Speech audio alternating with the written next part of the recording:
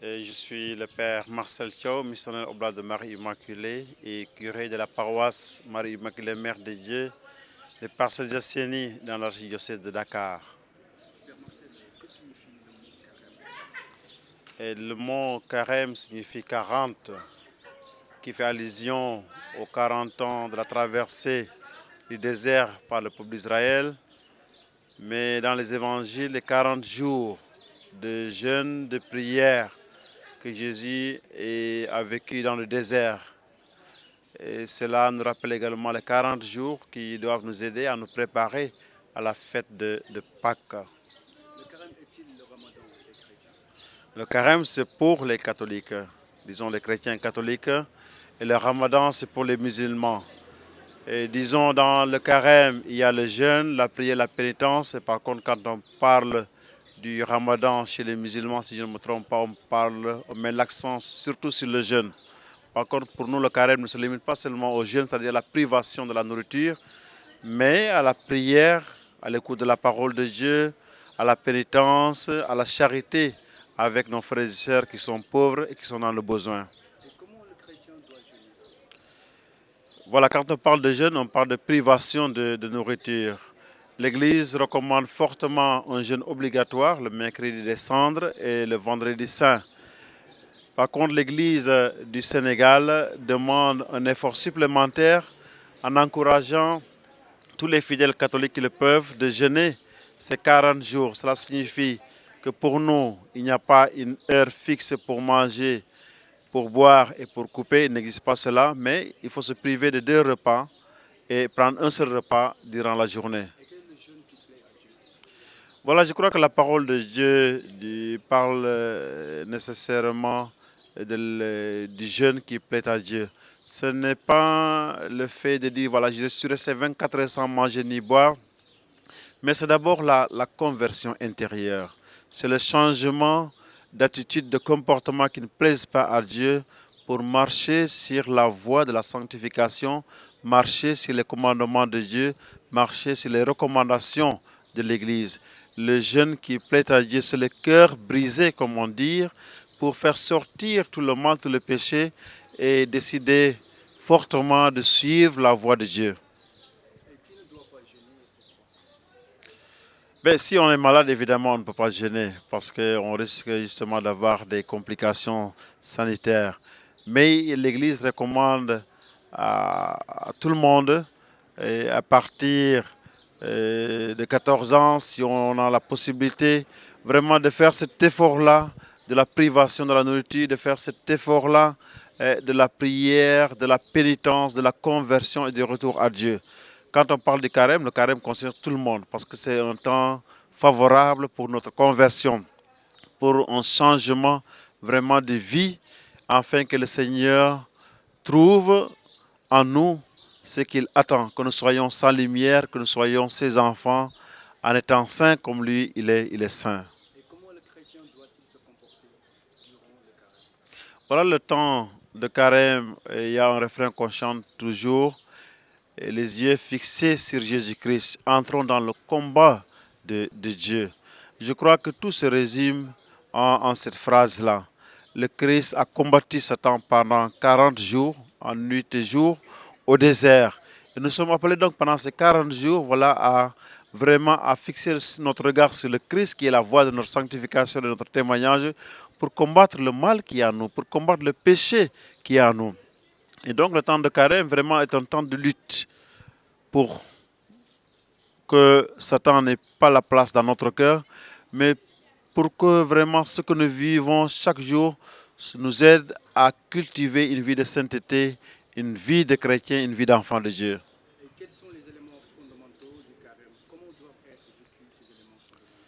Alors que je crois que le carême peut se résumer, disons, à la voie des 3 P, donc la prière, la pénitence et le partage. Jésus est resté 40 jours au désert dans l'objectif d'écouter la voix de son Père qui l'a envoyé. C'est comme si c'était en retraite spirituelle pour pouvoir commencer sa mission de sauver l'humanité. Et donc pendant ces 40 jours, un élément fondamental, c'est évidemment la prière. la rencontre avec Dieu, le cœur à cœur avec Dieu pour découvrir sa volonté et marcher à sa suite. Après, il y a la pénitence. La pénitence qui est la privation vraiment de la nourriture pour sentir en nous la passion, les souffrances, le poids de la croix que Jésus a vécu. Et cela aussi aide les chrétiens à une certaine mortification, hein, à une certaine libération, voilà, du mal qui est en lui. Et notre élément fondamental, c'est le partage de la charité. Et ce n'est pas pour rien que l'Église veut que le deuxième dimanche de Carême soit le dimanche de la caritas, le dimanche de la solidarité, le dimanche du partage. Quand on se prive de la nourriture, évidemment, c'est pour pouvoir partager le peu que nous avons avec ceux qui n'ont pas cette chance d'avoir les 3 repas par jour, qui n'ont pas la chance de se soigner. Donc, être solidaire avec les pauvres, à l'image du Christ qui a été solidaire avec nous jusqu'à donner sa vie sur la croix.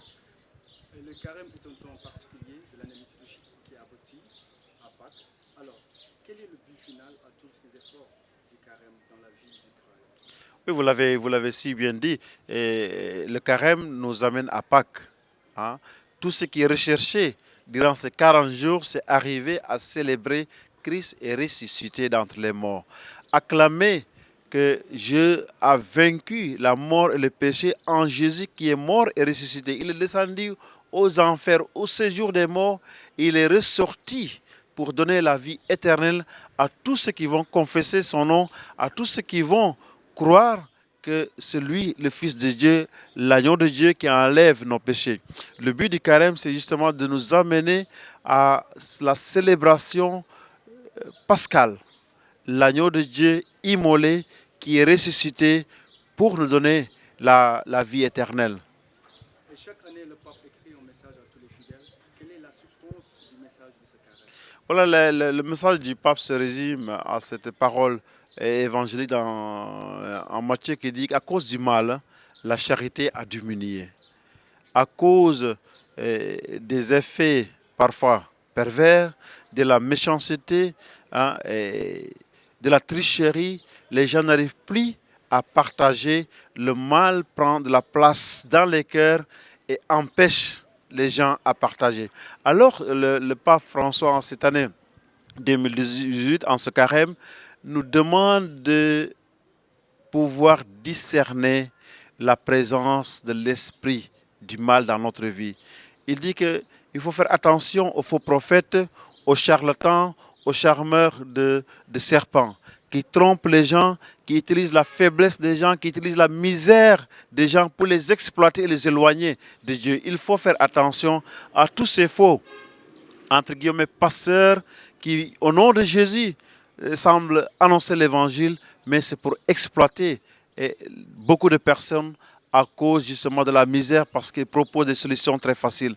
Oh, voilà, le pape nous rappelle maintenant de revenir à l'essentiel, de croire en Dieu, de croire en Jésus, libérateur, vrai médecin de nos corps et de nos âmes, et de pouvoir confesser à notre foi en ce Jésus qui est mort sur la croix, qui est ressuscité pour nous donner la vie. Et je crois que ce message correspond à notre thème diocésain, à notre thème paroissial. Jésus-Christ est l'unique voie de sanctification et de témoignage. En marchant sur la voie de Jésus, on ne risque pas de se tromper. On marchera sur la vérité, on marchera sur la vie. Le mandement de carême aussi nous rappelle chaque année comment vivre le carême. Quelles sont ses conditions ou dispositions?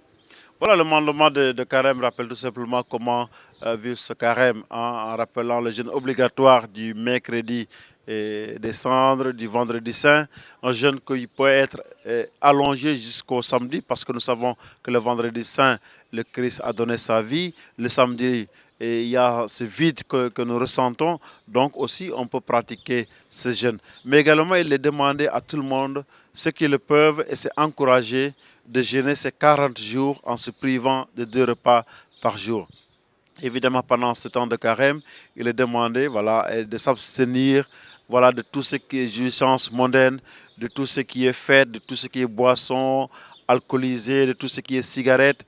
Voilà, et faire une certaine mortification vraiment pour ressentir en nous le besoin de conversion. Évidemment, notre appel très fort du mandement, c'est la solidarité, c'est le partage. Les évêques nous disent que nous devons faire, nous, chrétiens catholiques, nous devons prendre en charge notre église locale et donc nous devons donner, partager ce que nous avons pour que l'église africaine puisse annoncer l'évangile. Ok, merci beaucoup, mon père, d'avoir répondu parfaitement à nos questions. Alors, quel est le message que vous pouvez nous laisser, qui peut nous servir de feuille de route vers la Pâque en temps force du carême?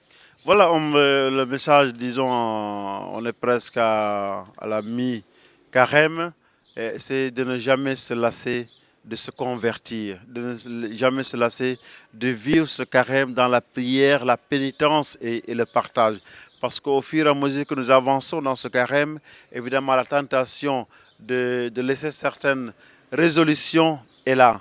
Alors, rester ferme dans la résolution qu'on a prise dès le début de carême et vivre cela jusqu'au bout, afin de pouvoir célébrer la résurrection du Christ en célébrant quelque chose qui a ressuscité en nous.